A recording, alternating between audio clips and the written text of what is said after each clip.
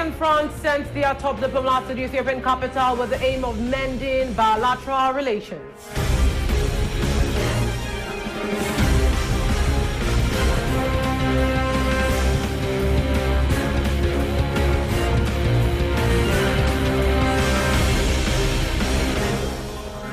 The Biden administration is sending its first representative to Africa since promising in December several high-level officials would visit in 2023.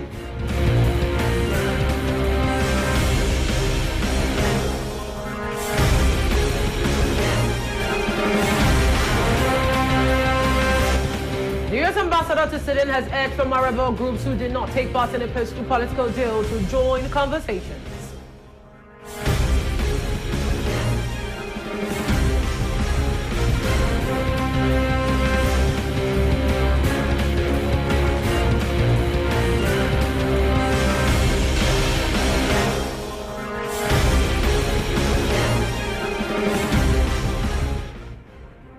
Good afternoon, our dear viewers. Welcome to the 1 p.m. news edition, coming to you live and direct from Golfe TV Africa, here in the city of Cotonou with Hazel OGOIGBE. Now to the news in detail, starting from the local scene. The Chinese Minister of Foreign Affairs visited Cotonou, Benin Republic on Saturday with the aim of strengthening economic and industrial ties between China and Benin Republic. More information in the following commentary. The Chinese Minister of Foreign Affairs visited Cotonou in Benin Republic on Saturday with the aim to strengthen economic and industrial ties between China and Benin Republic. Queen Giang's visit follows recent celebrations of 50 years of cooperation between Benin and China. Queen said his visit was to identify more fields of action. The minister also visited the town of OGOIGBE to observe the textile production going on there. From the President of the Republic to the local population, all have this enthusiasm and this great will to develop their country in an accelerated way. Earlier, accompanied by the Minister of Foreign Affairs and the Minister of Finance, I had the pleasure of visiting the OGOIGBE Industrial Park, and I was very impressed as soon after its launch, the industrial park is gaining a lot of jobs and has great ambitions for the future.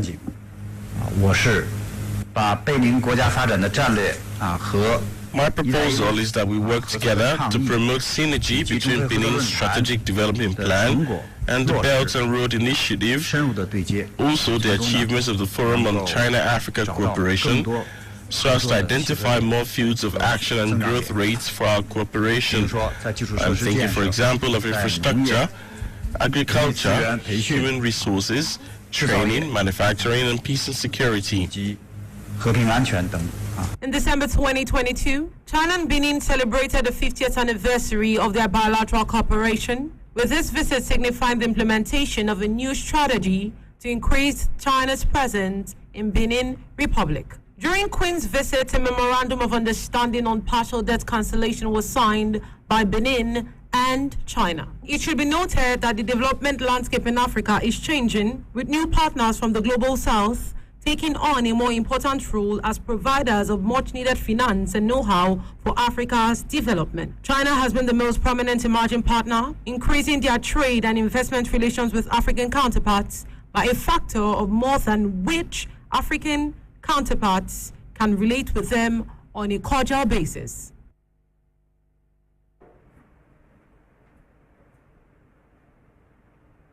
Away from that, a statue in Benin Republic of one of the female warriors in Dahomey, which appeared in the Hollywood film The Woman King, was said by some other people that it was likely built by a sanctioned North Korean company. But the Beninese government denies the statue was constructed by North Korea and vows that the statue was constructed by a local indigene of the country. The female warriors of the Kingdom of Dahomey are a touchpoint in Benin's cultural history and a source of national pride. Their story was recently dramatised in the historical Hollywood film The Woman King. Since this statue was unveiled in Cotonou by President Patrice Talon in July 2022, it has drawn visitors from all over the country and region. It's a symbol of struggle, because in their time it was almost unheard of to see women fighting instead of men and defending their territories. The Amazons fought for Benin, for Dahomey. They were fighting women and played important roles in the country. I am glad I came to see this statue. It is very beautiful. But a recent investigation by VOA Korean discovered the statue was likely built by the Mansudae Art Studio in North Korea, which is famous for creating statues of the country's dictators and, through its overseas project arm, monuments around the world. Mansudae is currently under United Nations sanctions designed to stop North Korea's leader, Kim Jong-un, from accessing foreign currency that could help finance the country's nuclear weapons program. The UN Security Council Sanctions Committee on North Korea, set up in 2006 to monitor the economic sanctions imposed on the country, does not speak publicly to protect the identity of its members, but it provided VOA with the following written statement on its investigation into the statue. The Beninois authorities' response to the panel's questions contained in that report did not allay the panel's concerns that the construction of the statue had been a clear breach of UN sanctions against North Korea, and that the monies thereby gathered by the Mansudae Group could have contributed to the continuing development of North Korea's WMD programs. VOA spoke to Beninois Tourism and Culture Minister Babalola Jean-Michel Hervé Abimbola and presented VOA Korean's evidence to him. C'est une statue qui a été dessinée par un plasticien béninois. It was designed by a Beninese artist called Julian Sinzogan, who is well known and can be identified. Benin then turned to companies that specialize in bronze casting. As far as I am concerned, it was made by China. But did they use Korean engineers? And from which Korea? I don't know. Only the foreign minister can say. The VOA Korean investigation found the order for the statue was placed by Benin's government with the Blue Dragon International Development Company, believed to be a China-based front for Mansudae. This interview is no good. It must be stopped. I am not doing it. VOA was asked to stop recording. Even when sanctions are breached, the UN has little power to make the nations involved face consequences. Sanctions have so far proved ineffective in preventing North Korea from pursuing its nuclear weapons program. North Korean authorities did not respond to a request for comment.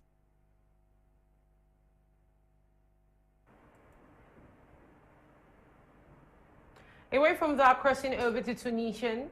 Thousands rally against President Kais Saied amidst grinding economic crisis. Separate rallies by different opposition groups were held in Tunis with a heavy police presence.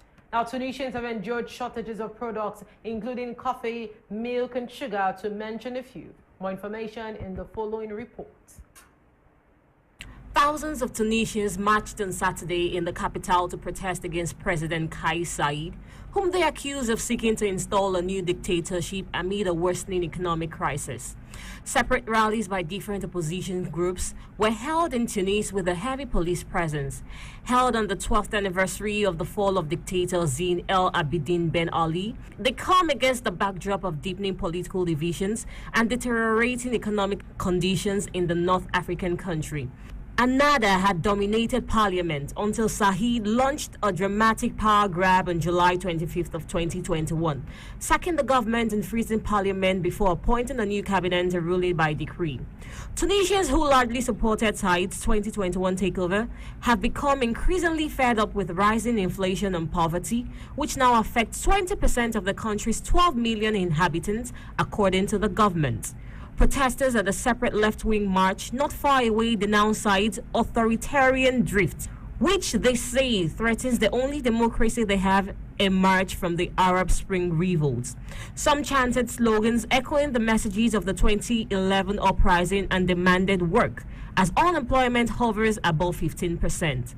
as the cash-strapped Tunisian state, which have a monopoly on a certain import, has faced difficulty bringing in basic goods. Tunisians have endured shortages of products including coffee, milk and sugar. Struggling under debt worth around 80% of its gross domestic product, Tunisia reached an agreement in principle with the International Monetary Fund in mid-October for a bailout package worth around $2 billion, but it is still awaiting final approval.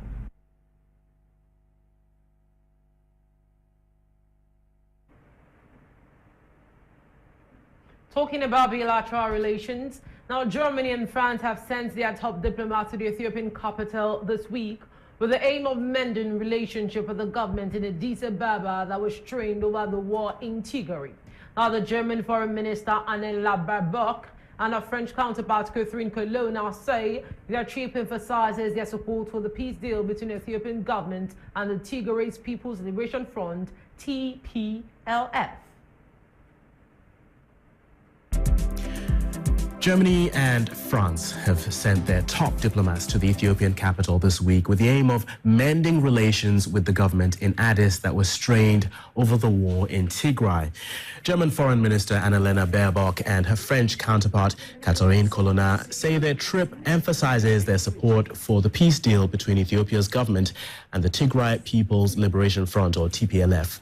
The European Union has criticized Addis for its handling of the conflict, particularly relating to reported human rights violations. But now there's a chance for a reset of Ethiopia's relationships with the outside world. Well, the Ethiopian government has been accusing much of the Western nations, including European nations, and the Biden administration of siding with the TPLF during the conflict that just ended back in November with the signing of a peace agreement in Pretoria as well as in Nairobi. But the relationship in terms of its importance is paramount. The European nations are funders of some of the job creations that the Ethiopian government has been championing for a while, even in the creation of the industrial parks all over the country that has created thousands and thousands of jobs, especially for young women. They have also supported Ethiopia in terms of humanitarian support that has been needed when Ethiopia is facing issues like famine that has really defined this nation. So the relationship between European nations and Ethiopia is really, really important. And that's why the ministers of Germany and France were welcomed in Ethiopia and have been meeting with Ethiopian senior actors to try to bring the relationship back to where it was before this conflict began in Ethiopia. Still on bilateral relations, the U.S. ambassador to Sudan has urged from rebel groups who did not take part in a post-coup political deal to join talks seeking to restore civilian rule. Now, last month, military leaders and some civilian factions agreed on the first of a two-phase political process aiming to end the political turmoil that resulted from a military coup led by Army Chief Abdel Fattah al-Burhan. The United States ambassador to Sudan has urged former rebel groups who did not take part in a post-coup political deal to join talks seeking to restore civilian rule. Last month, military leaders and some civilian factions agreed on the first of a two-phase political process aiming to end the political turmoil that resulted from a military coup led by Army Chief Abdel Fattah al-Burhan. The 2021 military coup triggered near-weekly demonstrations with activists demanding a civilian government in Sudan. More than 120 people have been killed in the crackdown on anti-coup demonstrations, according to pro-democracy medics. There are groups that have remained outside the framework political agreement so far. I think it's important to note that the process remains open for them to come in. Our understanding is that efforts continue to try to find a way to meet a situation where they feel like they could join the process, and we would certainly urge them to consider. The 2021 military coup triggered nearly weekly demonstrations with activists demanding a civilian government. More than 120 people have been killed in the crackdown on anti-coup demonstrations. Until a new civilian-led government is in place in Sudan, we will not be in a position to restore the other lines of assistance that were paused at the time of the military takeover. The coup has also deepened the spiral in economic crisis and heightened ethnic clashes in Sudan's remote regions, which killed around 900 people last year, 2022. And this is according to the United Nations Office for the Coordination of Humanitarian Affairs. Another round of talks is expected in the coming weeks over key contentious issues, including transitional justice, accountability, and security reforms.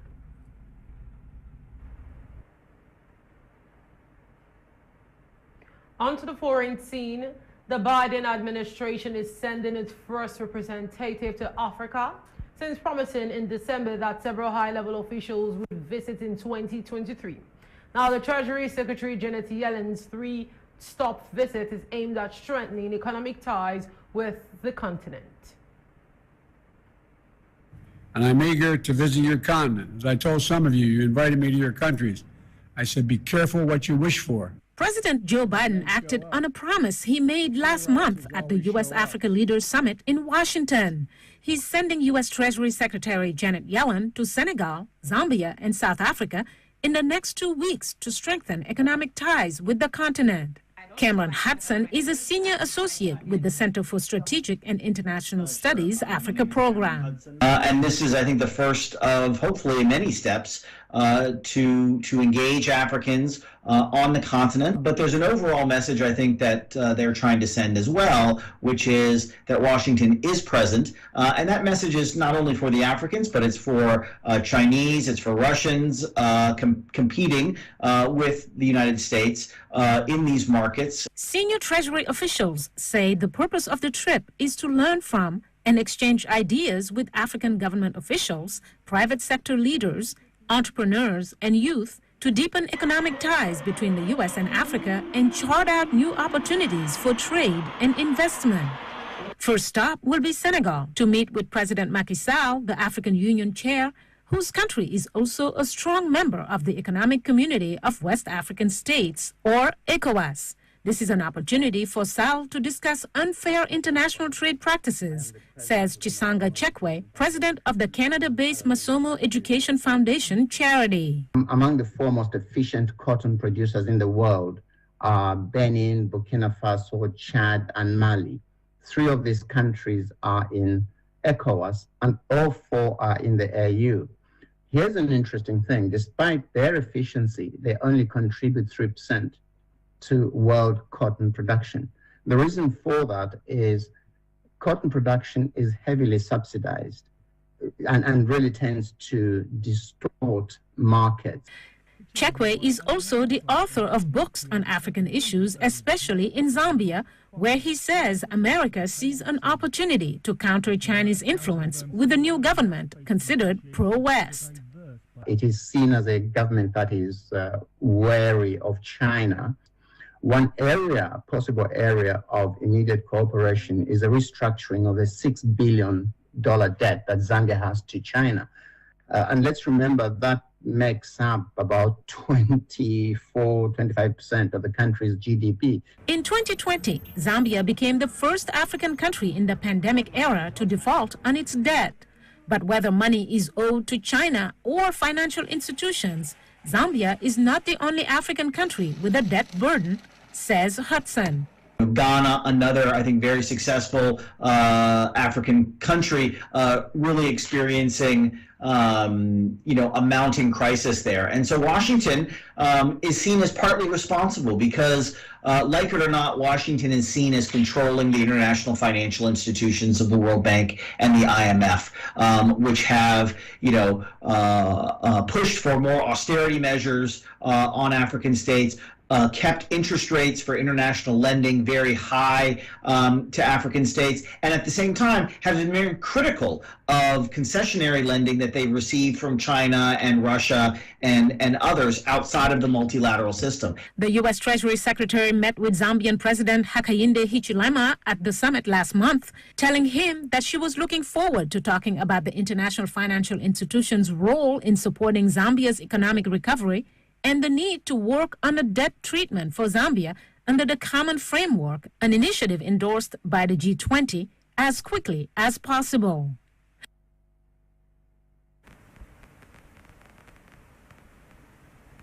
Crossing back to the African scene, 15 feature-length movies are vying for the top prize in the next month's FESPACO Festival, which is Africa's top cinema event. Now, the organizers announced on Friday, and a total of 170 films are competing across 11 categories in the February 25th to March 4th event. 15 feature-length movies are vying for top prizes in next month's FESPACO Festival, Africa's top cinema event, the organizers announced on Friday, the 13th of January 2023. A total of 170 films are competing across 11 categories in the February 25 to March 4 event, including short films, documentaries, TV series, and animation, FESPACO stated. Drama Shimono by Kenyan filmmaker Angela Wamia tells the story of a Geoffrey, a teacher who recently started a new life after serving his prison sentence. As he leaves this place of confinement, he's forced to move to a rural village he hates and face his nightmare in the flesh. The 1 hour 37 minutes film will have its African premiere at the Joburg Film Festival slated for the 31st of January 2023 to the 5th of February 2023.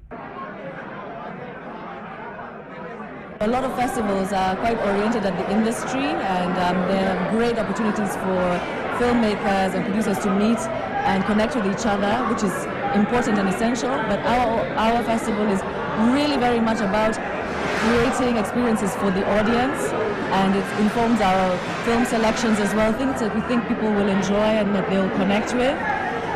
Because we really think that the growth of the film sector is going to come from a healthy uptake of Kenyan content by Kenyan audiences, and we think the potential is there, and we think it's huge. The film's its world premiere took place last year during the Toronto International Film Festival in Canada.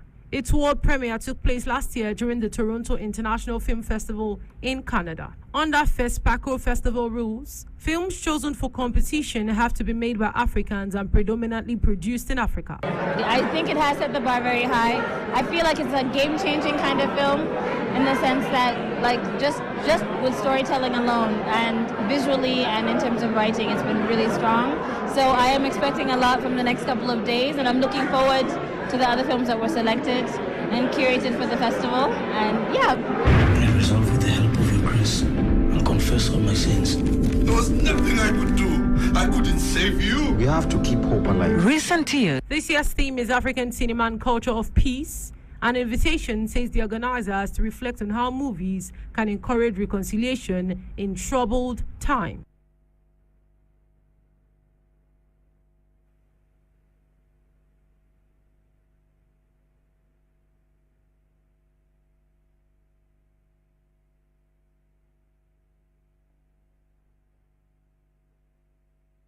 Somalia's President Hassan Sheikh Mohammed called on Thursday on ordinary people to help flush out members of the Al-Shabaab terrorist group he described as bedbugs. Mohammed, who was addressing large crowds at a government-organized rally against the Al-Qaeda-linked militants held at a stadium in the capital Mogadishu under tight security. Al-Shabaab has been waging a bloody insurgency against the frail internationally backed central government for 15 years, carrying out attacks both in Somalia and neighboring countries, which sent troops to help in the fight against the militants. The president declared all-out war against Islamic fighters shortly after he came into office in May 2022.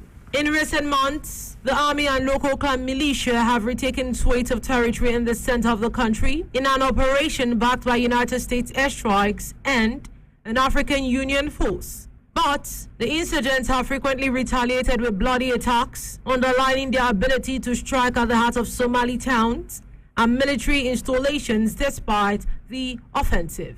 Although forced out of Mogadishu and other main urban centers more than a decade ago, Al-Shabaab remains entrenched in parts of rural central and southern Somalia.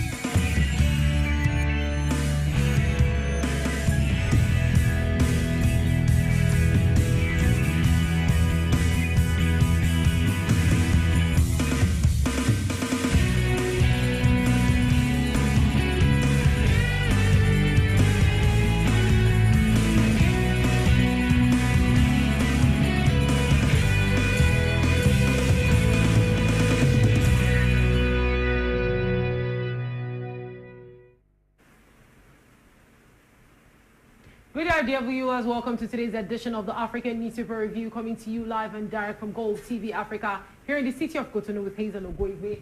And as usual, we're going to be taking the rounds, touching the stories that are trending on the front page of various African dailies. Now, today we're getting started with the pages of The Punch, Nigeria.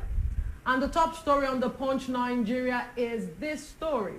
On The Punch, Nigeria, this story says 42 COVID-19 infections recorded. The federal government of Nigeria rules out restrictions on pages 100 of the pages of The Punch, Nigeria. Now, still on The Punch, Nigeria, this story says oil earnings rise to 363 billion in 3 months on the pages of The Punch. And the story says 16 PDP supporters killed and 83 injured in a crash. Such a sad story on the pages of The Punch. Now let's go to this story saying bank borrowing from Central Bank of Nigeria rises to a whopping 260% to 21.8 trillion naira. This is on the pages of The Punch, Nigeria. And still on The Punch, Nigeria, it says Google unveils portal for 2023 elections in Nigeria. Everyone and the whole world is looking forward and waiting for the forthcoming elections in February in Nigeria. And the last story I'll take says, widows demand benefits as federal government honors fallen soldiers. Apparently, if you're honoring the soldiers, you should definitely take care of the widows of the soldiers that have been left husbandless. The last story says terrorists lynch Niger priest and abduct 5 Castina worshippers on the pages of The Punch, Nigeria. Now, away from The Punch, Nigeria, we're going to still be on the Nigerian scene, crossing over to the front page of The Nation, Nigeria. Now, on The Nation, Nigeria, we're going to be starting with political stories that are making the rounds. And now on the pages of The Nation, Nigeria, this story talks about this. Let's start from this. And it says, Tinubu rallies APC leaders and candidates for the elections. The elections is getting closer as the day goes by. And this story says, ex-Lagos State Governor and governorship of the National Assembly standard bearer brainstorm. And talking about Amoteco, this story says kidnappings. Amoteco firms up security in Southwest. Kidnappers abduct cleric in Ekuti and 3 cities to kill Osun farmers. And now let's talk about petroleum subsidy in Nigeria. It says petrol subsidy removal will unlock 11 trillion naira on the pages of The Nation, Nigeria. Now, moving away from the pages of The Nation, Nigeria, let's cross over to the pages of The Guardian Post, Cameroon. That's the stories that are making the rounds on the front page of The Guardian Post, Cameroon. Now, the Guardian Post, Cameroon today, what are the stories that are trending? Okay, it's talking about the 46th. On the Guardian Post, Cameroon is talking about at 46th annual seminar in Ebolowa, bishops raise alarm over suffocating cost of living. Apparently, there's a trend, there's an inflation that's happening not just in Nigeria, not just in Benin, but in every single country of the world. And now let's talk about this. It says Atiku's campaign gets big boost as over 30,000 defect from APC to PDP on the pages of The Guardian Post, Cameroon. And still on The Guardian Post, Cameroon, it says Biya, that is the president, Biya convenes senatorial election for the 12th of March, which is my birthday. Wow, that's amazing. On the pages of The Guardian Post. And the last story says Aya Paul and others accused of sponsoring terrorism and secession on the pages of The Guardian Post, Cameroon. Now, right from The Guardian Post, crossing over to the last dailies I have for today, which is the pages of The Citizen, Tanzania. I'm always super excited every time I have an opportunity to go to the front page of The Citizen, Tanzania, because it's always stories of development, always stories of progress. Now, on the pages of The Citizen, Tanzania, the top story reads, and it says, why analysts hail BOT's approach on digital currency Apparently, digital currency is now making the rounds in the world, and it says, analysts say a decision by the central bank to opt for a cautious and risk-based approach towards the adoption of the digital currency is good and will safeguard Tanzania's recent economic gains. And this one says, wild animal kills one person in every 52 hours. That's a very disturbing statistics. And the last story I'll take on the pages of the Citizen Tanzania says, agriculture a priority in new SMEs policy, on the pages of the Citizen. And dear viewers, this is where I conclude today's edition of the African Newspaper Review, coming to you live and direct from Golfe TV Africa with Hazel OGOIGBE.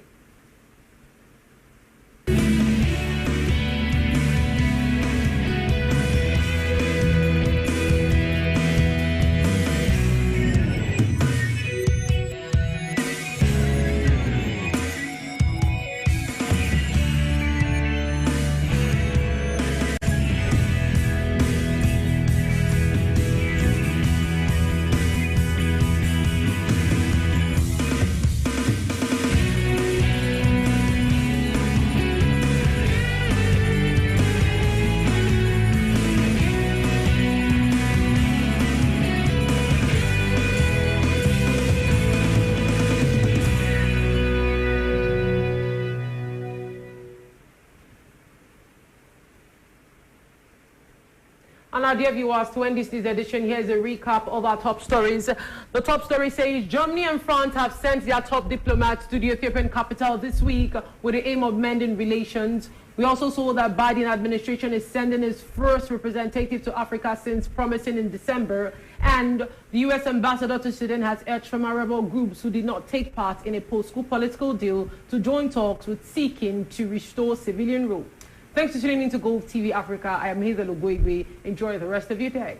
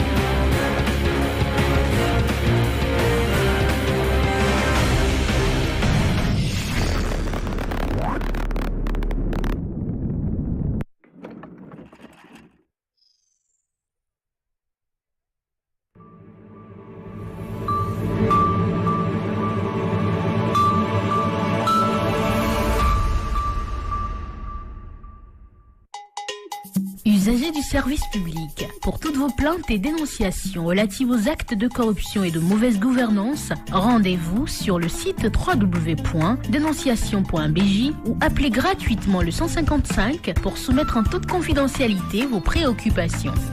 Que ce soit pour la sollicitation et l'acceptation de pots de vin, l'abus de confiance ou l'escroquerie, le manquement de fonctionnaires dans l'exécution d'actes judiciaires ou de toute autre nature, la fraude en matière douanière, déversement de marchandises déclarées en transit, minoration de la valeur en douane, la fraude en matière fiscale, l'utilisation abusive ou à des fins personnelles de biens publics, la non